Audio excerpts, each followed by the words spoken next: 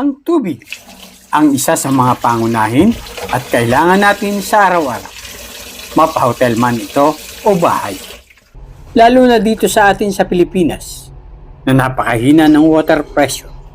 Hindi katulad sa ibang bansa na malakas ang pressure. Dahil sa ganitong problema, ay kailangan natin ng motor pump at pressure tank upang umakyat ang tubig sa mga mataas na gusali. Paano kung nagkalik ang pressure tank? Tulad ng naranasan namin sa aking pinagtatrabahuang hotel.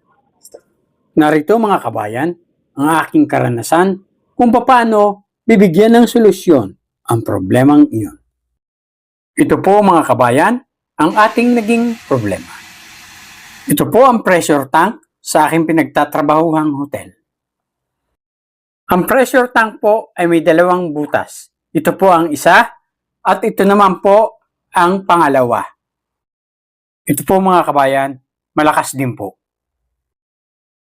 Naghanap po tayo ng ganitong kalaking pressure tank na gauge 14 po ang kapal.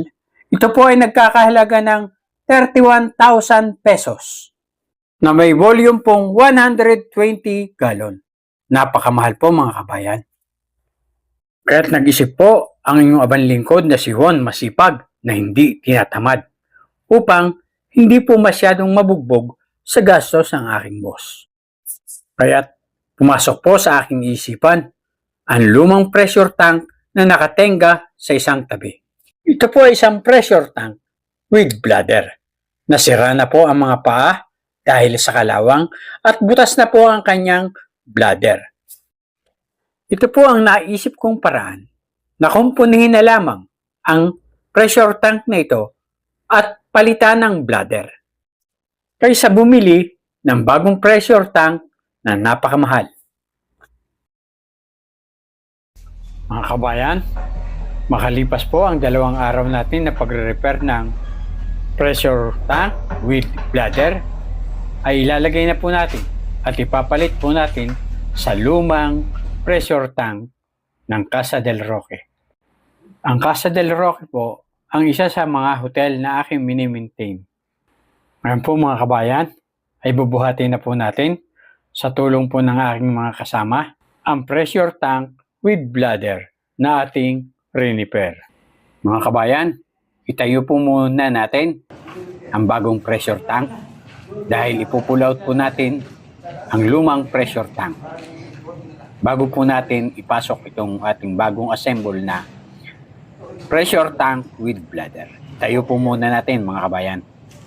Ngayon po mga kabayan, kakabsat kasangkayan, ay pull out na po natin. Gawin na po natin ang unang hakbang. I-shut off natin ang mga gate valve at i-off natin ang circuit breaker at tanggalin natin ang wiring connection ng pressure switch.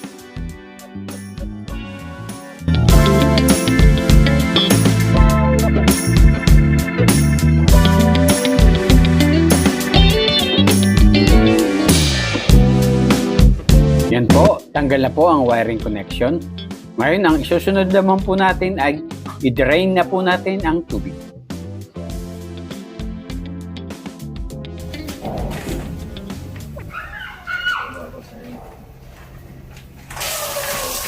Dapat mo na lang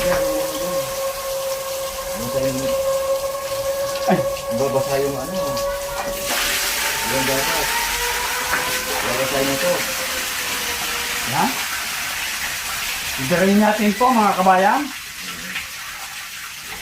15 minutes later. Tanggalin na po natin mga kabayan ang mga fittings na nakakabit sa ating lumang pressure tank.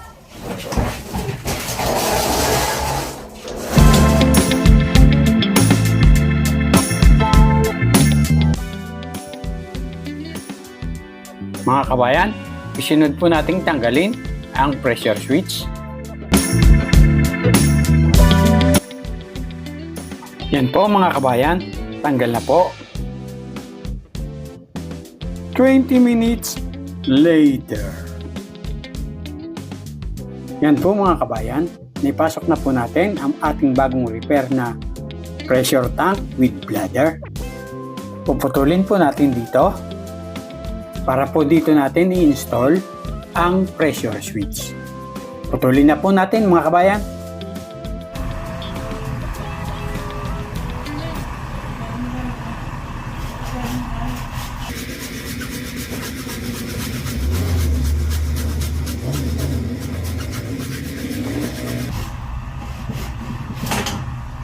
Putol na po mga kakapsat. Ngayon po mga kabayan, na-install na po natin ang paglalagyan ng pressure switch. Gagamit po tayo ng fusion tools para may kabit po ito. Gumamit po tayo ng fusion tools na 1 ang diameter.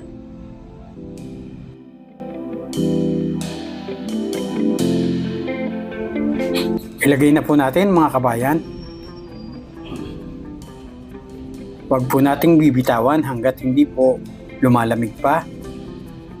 Saka po natin bitawan ito pagka po dumikit na. Yan po, dumikit na. Pwede na po natin bitawan. At ang isusunod naman po natin ay yung kabilang dulo po. Luwagan muna po natin ang union patente nito upang hindi po tayo mahirapan magkabit. At saka po mga kabayan, may kakabit pa po tayo sa bandang ibaba. Ito pong naka-elbong ito. Papalagyan po natin ito ng mas mahaba.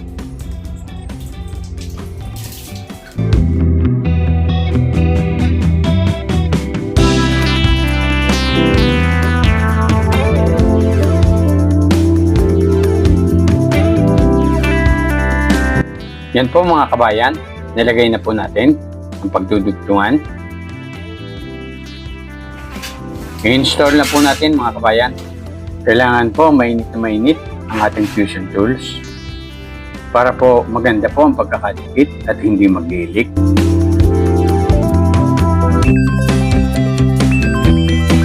Lagyan po natin ng konting puwersang patulak upang magdikit ng maayos.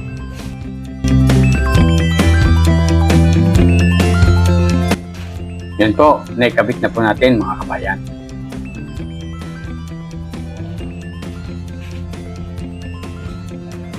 Sinod naman po natin ang tubong paibaba. Salamat po sa ating assistant na si Raymond.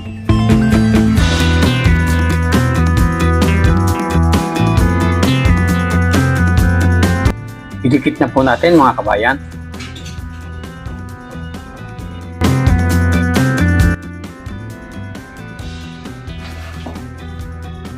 At ngayon po mga kabayan, ay sunod naman po natin idikit sa kabilang tubo.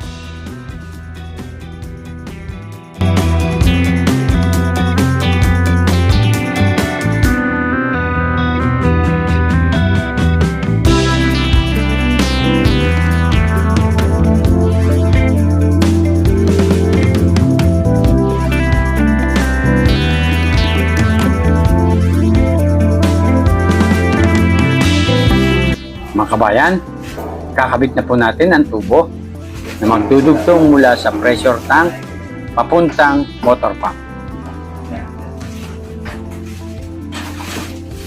Katulong po natin ang ating kasamang selenor upang may kabit po ang tubo mula sa motor pump papuntang pressure tank at tubo mula sa pressure tank papuntang hotel.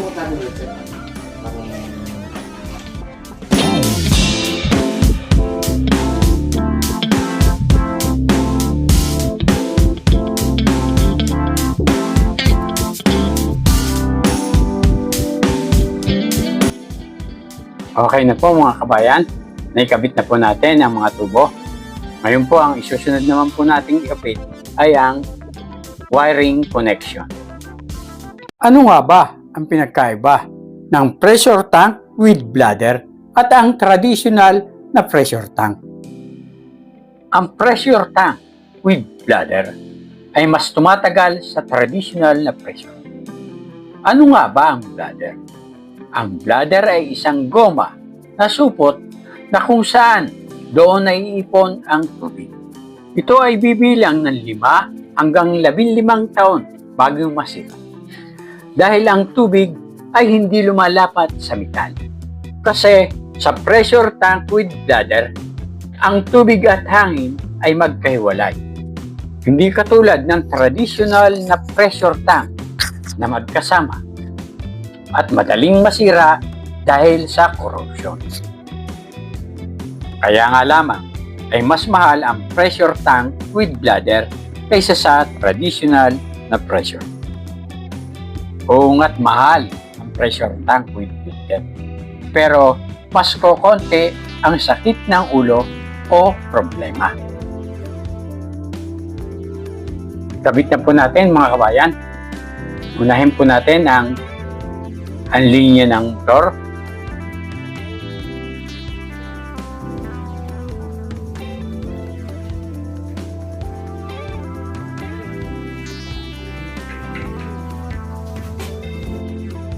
Unahin po natin ilagay ang wire sa gitna. Ito po ang linya na papunta sa motor. At ang linya naman po na nasa dulo ay ang power supply.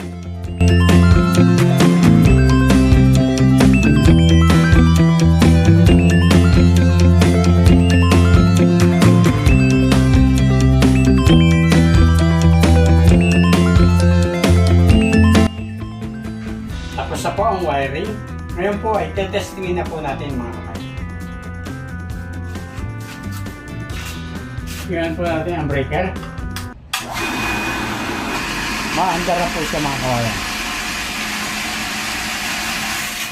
Mataas na po ang presyo.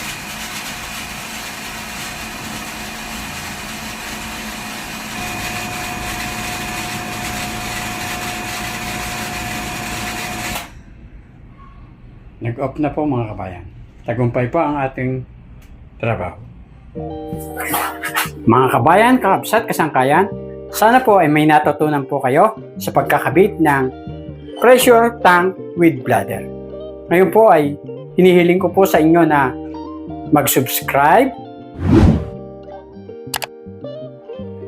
pindutin ang notification bell,